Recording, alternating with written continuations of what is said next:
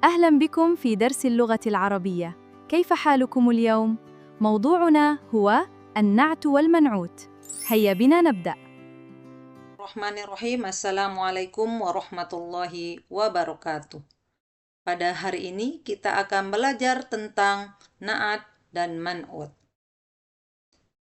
Adapun tujuan pembelajaran kita pada hari ini adalah yang pertama, memahami pengertian na'at dan man'ut dalam bahasa Arab.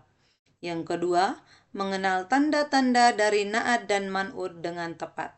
Yang ketiga, mampu membedakan dan mengidentifikasi contoh na'at dan man'ut. Mari kita simak bersama. Apa itu na'at dan man'ut?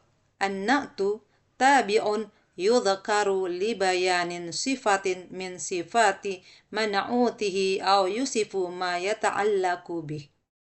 Na'at adalah tabi atau kata yang mengikuti isim yang digunakan untuk menjelaskan sifat dari man'ut, atau dengan kata lain, na'at itu adalah kata sifat, sedangkan man'ut adalah kata yang disifati. Adapun tanda-tanda dari na'at dan man'ut itu sendiri adalah: yang pertama, harus sama dalam segi jenisnya, baik itu mudzakkar atau muannas. Artinya, apabila na'atnya berbentuk mudzakkar, maka man'utnya juga harus mudzakkar. Sebaliknya, apabila na'atnya berupa muannas, maka man'utnya juga harus muannas.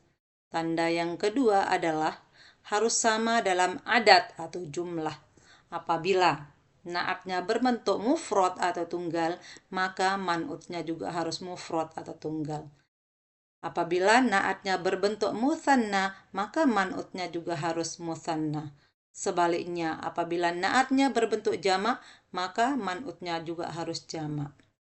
Yang ketiga, harus sama dalam segi i'raf, rafa, nasab, atau jarnya. Yang keempat, harus sama dalam ta'rif.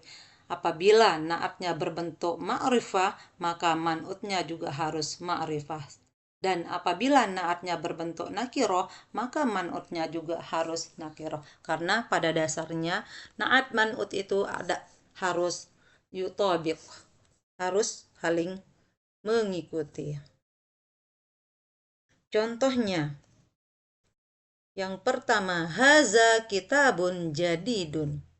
Ini buku yang baru. Di mana sifatnya di sini adalah yang baru, kata jadidun. Man'utnya adalah kitabun. Ini dalam bentuk mufrad, di mana kata jadidun ini mufrad, sedangkan man'utnya kitabun juga harus mufrad. Contoh yang kedua adalah ja'a talibani an-najihani. Ini merujuk kepada tanda yang kedua, yaitu harus sama dalam segi adatnya. Di sini kata an-najihani bentuknya adalah musanna dan kedudukannya sebagai na'at. Kata at-talibani kedudukannya sebagai man'ut. Kalau na'atnya bersifat musanna, man'utnya juga harus musanna. Yang ketiga, al-faslu an-nadhifu jamilun. Di mana kata an-nadhifu kedudukannya sebagai na'at, sedangkan al-faslu kedudukannya sebagai man'ut. Ini tanda yang ketiga, yaitu dalam keadaan ta'rifnya. Apabila di sini kita lihat na'atnya alif lam atau ma'rifah, maka man'utnya juga harus menggunakan alif lam. Ini tandanya dia dikatakan sebagai ma'rifah. Jadi, kesimpulannya adalah na'at selalu mengikuti man'ut dalam beberapa hal, yaitu jenis kelaminnya, mudzakkar atau muannasnya. Yang kedua itu harus sama dalam jumlah adat. Yang ketiga harus sama dari segi kejelasannya, ma'rifah atau nakirahnya. Dan yang keempat harus sama dari segi i'rabnya.